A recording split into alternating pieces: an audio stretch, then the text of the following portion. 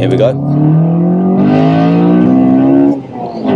8,500 RPM.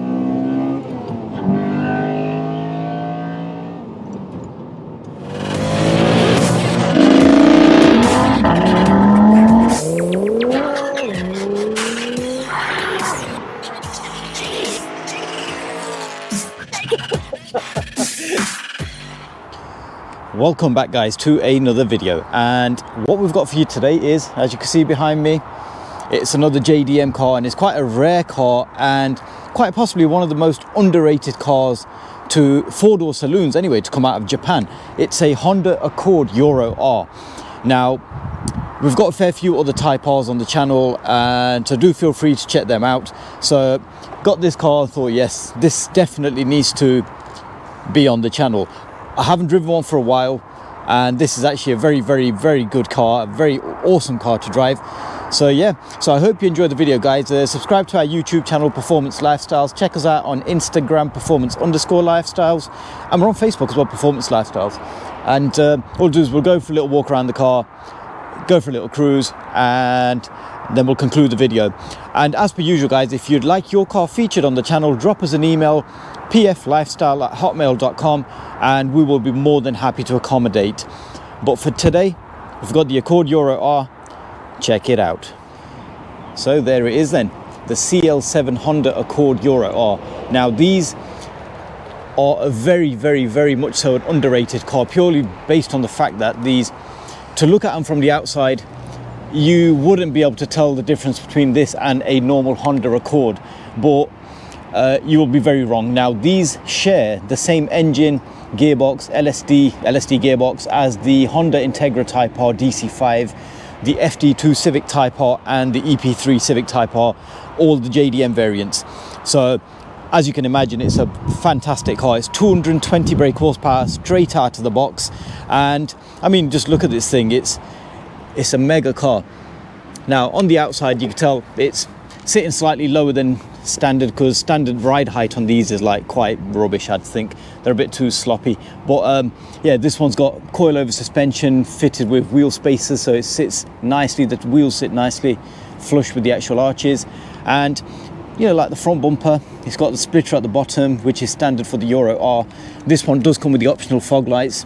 I believe they are optional anyway. And the only giveaway really on the front end is that Euro R badge, which a lot of people have never actually even heard of. So if you see a Euro R, you'd probably think somebody's just stuck on a Euro R badge. But no, you'd be very wrong, because it is an official Euro R made for the JDM market. So, and obviously it's a Japanese import car.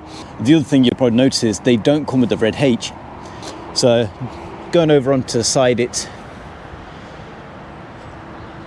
not got no massive brakes, which was a bit of a letdown in the sense, because it is a relatively heavy car. It's 1,400 odd kilos, and they've stuck sort of like standard brake calipers on there. But that was purely for the fact that this was never really intended for track use. So these were a bit more of a subtle kind of like Grand Tourer sort of car. So they drive very well, very comfortable, very smooth. But they've got the power plant of the legendary, you know, the K20 power plant, K20A. So 220 brake horsepower, and 5 seats it's got, which I'll go through on the inside in a short while. It's got these side skirts, which I believe are standard. And again, nothing really to shout out to say that it is a Type R. Chrome handles, or Euro R for that matter, chrome handles, standard feature. And with it being a JDM, it's got JDM wind deflectors. And onto the back end, this is literally, there's no spoiler on this car, so it's kind of like a completely bog standard looking Honda Accord on the back. And obviously you get the Euro R badge. This one does come with a single exit stainless steel exhaust pipe. They do normally have a twin exit pipe. I'll put a photo up here of one, and you'll see what I mean, and you can compare it with this one here, which is just that one side. And again, these rear lights, very long sort of rear lights onto the boot lid as well, and half onto the actual rear quarter panel of the car, and which do actually match apparently the size of the front ones. So the front ones are actually very, you know, Euro-ish looking sort of lights there. They are HIDs, I believe, a standard from the factory. As with most JDM cars, Jap import cars, they did come with HID headlights, so they're very, very bright and very good. So if you're after something like this, you know, these cars are very good. They haven't peaked massively like a lot of the other Type R variants, purely for the fact that they're not really that well heard of or well renowned. But to a Honda or a performance car enthusiast, you know what a Euro R is when you see one. And like I mentioned, this is actually a very, very, very fine example. There aren't actually that many four-door Type Rs that have actually ever been produced, and the ones that have actually, you know, Honda have made, they are a very, very good example of how you could get an NA car, four-door family saloon, and in most cases, like with the FD2, and they could go around, you know, a track very quick and out-handle many, many faster, superior cars. But this was more of a Grand Tourer car, and remember that the Accord Type Rs came out in, I think it's around 98, and 98 was, you know, 200 horsepower was fantastic with the CL1, I think it is the previous shape to this, but the CL7 is ever so slightly shorter than the CL or the predecessor, and it comes with a K20 with 220 brake horsepower, as I've mentioned a couple of times, and it's sort of, this was the car back in the days to cruise about in for a Jap car fan. If you didn't want the M3s and stuff like that, these were the ones, and these were far more reliable as well. Purely with it being a Honda, their reliability is second to none. You're not really going to get much better than a Honda for reliability, and performance Hondas are just as reliable as any other car. The only thing that does let them down is obviously torque. This is, like I mentioned, 220 brake horsepower, but torque is a rather 150 pounds-feet of torque, let's just put it that way. And again, saying that, these were all about dropping a gear and not just, you know, put your foot down and go, let the turbos kick in and all of that stuff. So this was actually a 220 brake and 150 feet of torque, but they were very, very good back in them days. And this was like when these first come out in 2003, the CL7s, they were, you know, a lot of people still never heard of them, but you look at them now and you think they are getting a bigger following, but they're still not as hot, shall I say, hot as the FD2, which the prices for FD2s actually dictate, you know, how good of a car they are. They are absolutely amazing cars, and we have got a couple of videos of a couple of FD2s on the channel, so do check them out. But this is more of a toned down, power's there, but it's just a lot smoother, comfortable, and like I mentioned, it's more of a GT sort of car as opposed to a full-on hardcore track car. So yeah, they're a very, very good cruising family car, and they've got 5 seats as opposed to 4 in the FD2. And you could pick one of these up for about half the price of an FD2 as well. So if you want a K20 still and don't want to go that expensive, that, you know, your budget doesn't stretch that far, seriously look into one of these CL7s, because they are an absolute mega car. Right, onto the inside. The first thing you'd probably notice is the Recaro bucket seats, which really do look quite well. They're a green sort of thing on the inside and a dark greyish sort of suede Alcantara sort of stuff on the outside, and a Momo steering wheel which is there. And again, there's no red H, which was a Type R sort of thing. But I mean, just the cockpit inside one of these is you got the standard stereo, obviously glove box. Somebody's decided to stick one of them on the dashboard. I believe that's for a monitor or something, which is a JDM thing. This fake carbon sort of style center console, cup holders here, and a few other cubby holes here. Just your heater controls are all here with your stereo ones in the middle, and it has dual climate control, which is quite a big thing, especially for them days. And yeah, this one's fitted with a Spoon Sports gear knob. It's got a Spoon Sports mirror glass up there somewhere. I don't know if you can see it, but yeah, generally speaking, it's actually quite a good thing. And the only downside with these is you can't really fit a double din stereo, which is a big thing in Japan. If you've ever had a JDM car imported from Japan, you'll notice they've probably got a double din stereo. Now these, you can't actually do that. You got 2 options from the factory. This is the standard CD player. I'm not sure if it's a changer, I think it is just a player. And the other option was you get like a factory fitted sat nav unit, because the whole thing here, there is a kit available to actually convert this to a double din, but back in the days in 2003 when the CL7 first come out, there was nothing to actually get them swapped over to a double din, so you either had one or the other. And if you had the sat nav, then obviously this compartment here was used for the actual storage for the memory card insert and some sort of hard drive, I believe it was.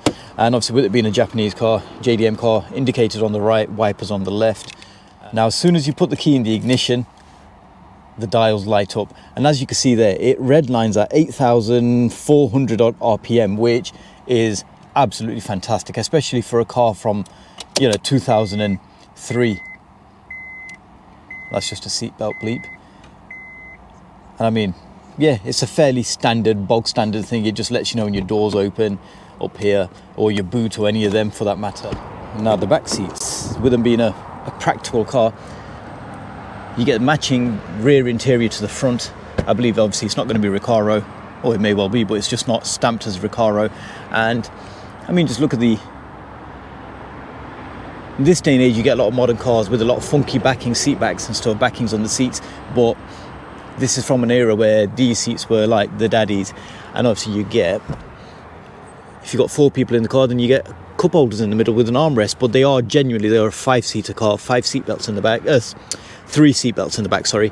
And this one's got a couple of aerials stuck on the back as well, which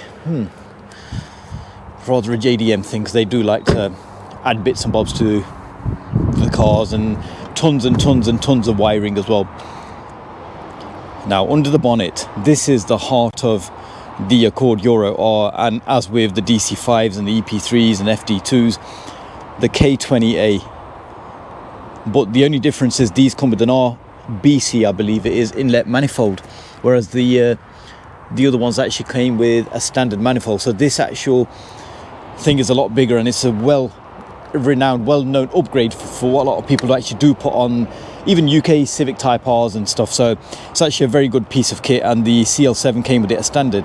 Obviously you got your red rocker cover, which is a standard K20 thing, and an InGen intake which sits all the way back down there behind the wing, down there somewhere, over there somewhere, and it honestly sounds very, very good. The VTEC you can actually hear kick in on this. The only downside with a standard car is you don't really hear the VTEC as much, but you do feel it kick in, because the revs actually do shoot up when the VTEC engages. But this, you can actually hear it. The exhaust system is very, very quiet. It's not loud. It's not, it's not ridiculously loud or nothing like that. It's very quiet, but it works very well with the intake, and it sounds absolutely amazing, and you'll hear that on the test drive. So test drive or on the drive. So yeah, I hope you enjoyed the video, guys. Check out all of our social media accounts and subscribe to our channel, help us grow. And yeah, we'll catch you on the drive, I suppose. Now onto the drive of this CL7 Accord Euro R. The first thing you realize is, bear in mind, this one is actually on coilover suspension, but it still feels very smooth, very comfortable.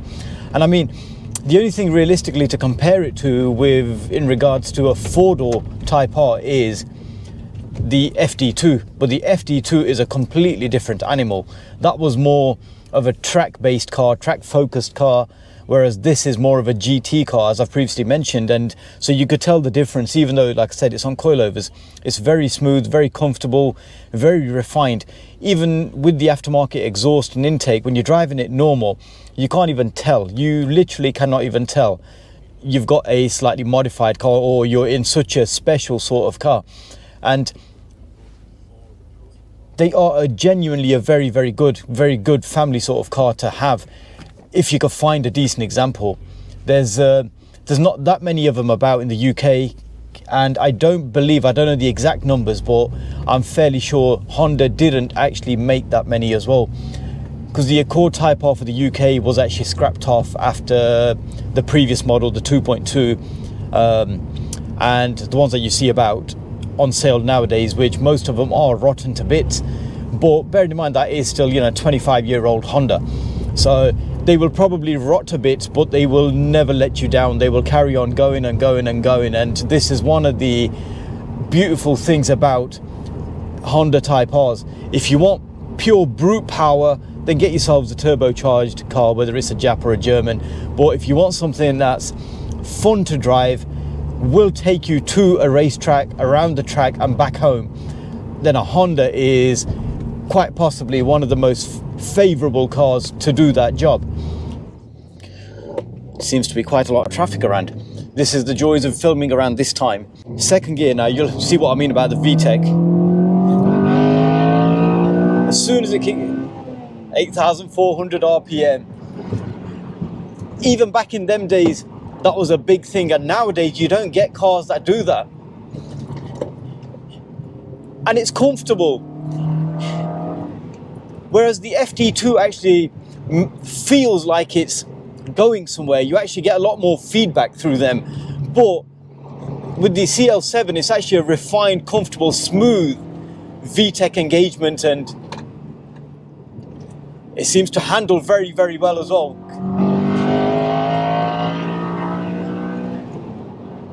I hope the microphone's picking that VTEC up because it sounds mega.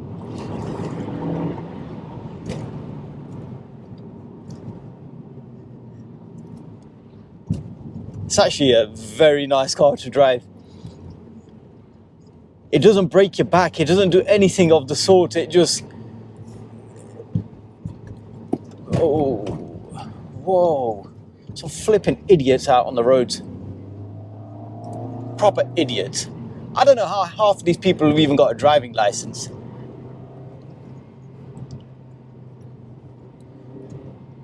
But yeah, it feels lively in the sense, non-turbocharged car, but you put your foot down and it gives you that instant sort of feel that it is picking up. And then the intake, actually, you can hear that sounds mega. Because like I mentioned, in standard form, VTECs aren't very well pronounced in the sense that they don't sound overly, you can't really hear the VTEC engage. But as soon as you stick a filter on there, it's a completely different ball game. It's a game changer. And this has got a nice quietish exhaust system accompanied with an in-gen air intake, which is ideally, I think it's a very, very good, it's probably the ideal pairing. I know you could buy Group M's and stuff like that, but bearing in mind, you got to remember Group M's are worth a small fortune, whereas this is probably 300 quid. That VTEC sounds amazing.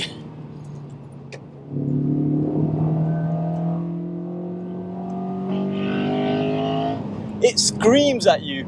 Honestly, it proper screams at you. And this sun is blinded. And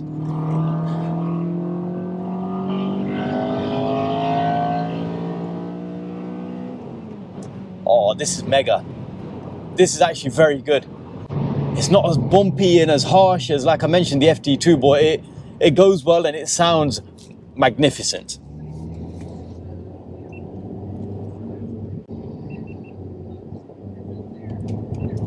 So let's see how it goes around here.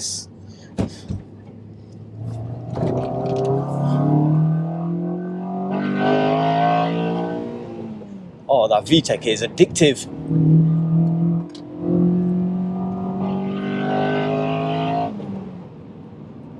This is the beauty of these. You can VTEC these things all day. And they just, they'll carry on going.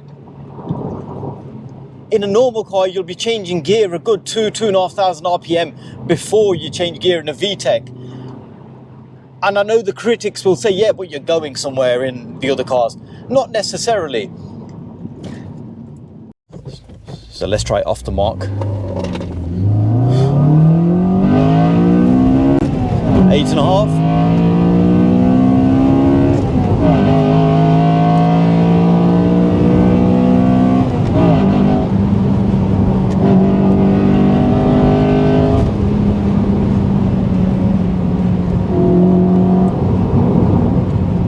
Oh, this is, yes.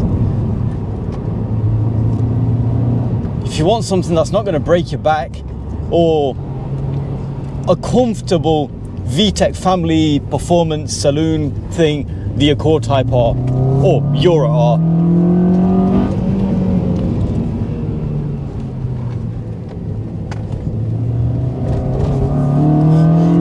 potholes, it eats them up nicely. It's like that. I'm not saying drive into them intentionally, but it's kind of like difficult to avoid them nowadays. They seem to be not getting sorted, shall we say. I think the council just seem to be eating money, lining their own pockets as per usual. When you actually boot in the car, the feedback is very good. Even though initially when you're driving it normal, it's almost like it's a bit numb. You don't really get, the steering is quite precise compared to a lot of German sort of cars, but it's actually quite a good feel, to be fair. There you go, indicated, and then put the wipers on for some reason.